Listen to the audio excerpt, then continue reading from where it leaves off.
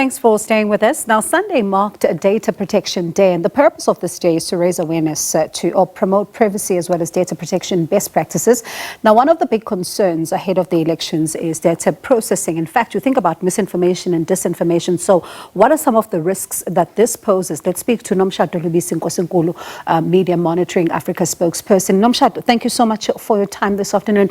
Let's just start with explaining to our viewers, because sometimes people don't know the difference between misinformation as well as disinformation. Thank you for that question. And I think really it's one of the biggest stresses that I've been making, because over the years we've been hearing fake news being used as the term, and also hearing mis and disinformation come into play. And the issue with using the term fake news is that we're really running away from the issue. And it's also a definition or a term that's used by those in power when it comes to deflecting from accountability. The biggest issue we're dealing with is disinformation, which is the deliberate, creation of content to cause harm. But how it thrives is through the misinformation. So this is basically informing the next person without the intention, without being deliberate, without having the heart of causing harm. Maybe it was even out of concern. So the more we like, the more we engage, the more we comment on disinformation. That's how we're actually creating the misinformation to the next person and the next person and so forth. So now one then asks the question, listening to what you've just said and how some people still insist on calling it fake news and whatnot and everything. There's a bigger question to be asked here, particularly because we are in an election year. How much of a concern is this?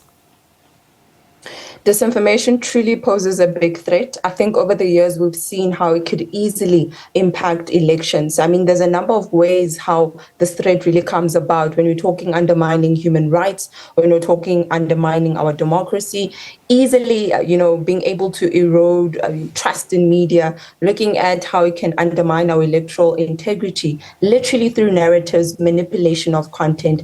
And I think looking at where we're sitting now in terms of the lack of digital literacy within our country, or even continent, looking at the mere fact there's been some changes when we're talking about the Electoral Act. So, I mean, there's a lot of information that will be exposed, to citizens, and the understanding of deciphering that and ensuring that they're actually, engaging with credible information is very important.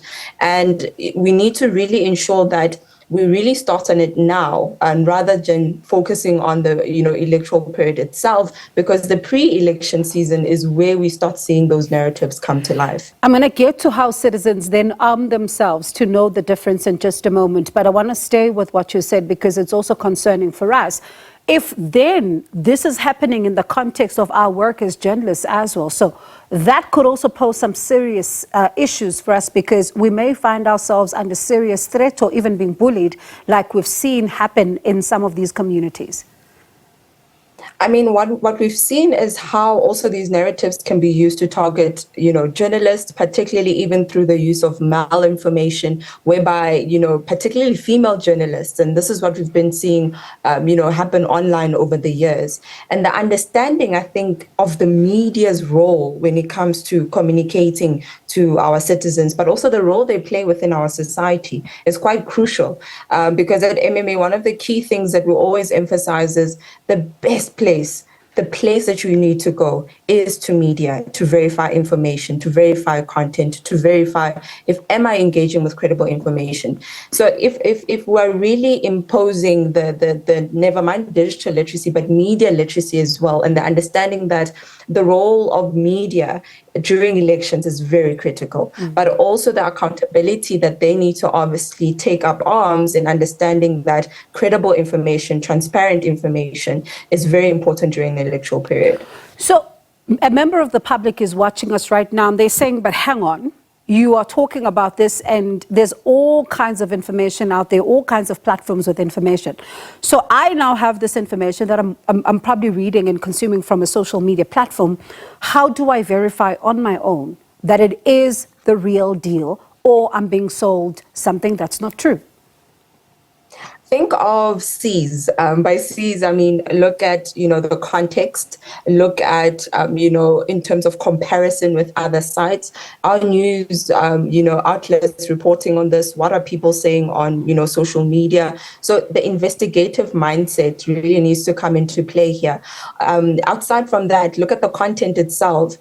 Sometimes it's very easy to see that this is somebody's opinion rather than it being a fact. So we need to start being able to differentiate if we're talking about, factual information or more of an opinion based on somebody's, views or perspectives on societal issues.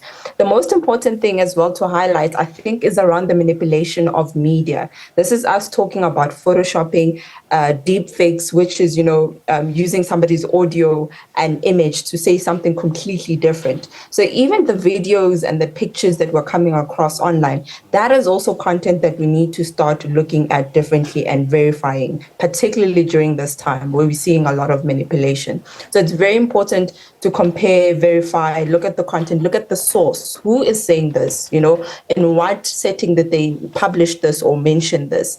And I think that will really start driving that different change when we're talking about interacting with information a bit differently online. And you talk about deep fakes. I mean, Iman, myself, and a few of our colleagues have actually been a victim of this, as people are spreading all kinds of things and purporting to be of us speaking. But sometimes members of the public can't even differentiate here, and they say that, no, but it does sound like your voice and all of that. So if there's that still happening, how much of a danger, again, does this pose as far as information, particularly around electioneering, is concerned? I mean, so looking at how disinformation looks, uses technology and AI to amplify, the narratives. It's where it all starts. So the mere fact that if I hear somebody's voice, I easily trust. This is somebody I know, this is somebody I see. So surely it should be them speaking. The danger in this is that the sophistication has changed over the years.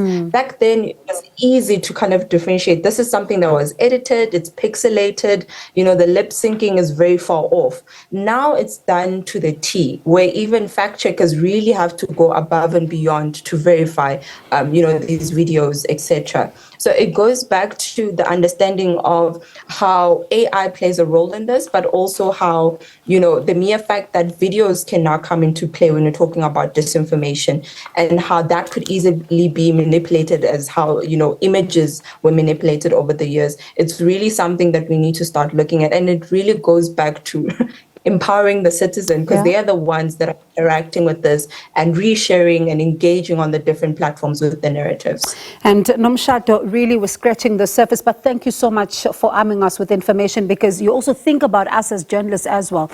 We also need to be critical when it comes to fact checking and some of the information that we are going to be receiving as well during this time. But thank you so much for that. We do appreciate it. That was Nomshado Lubisi-Nkosinkulu, spokesperson at Media Monitoring Africa.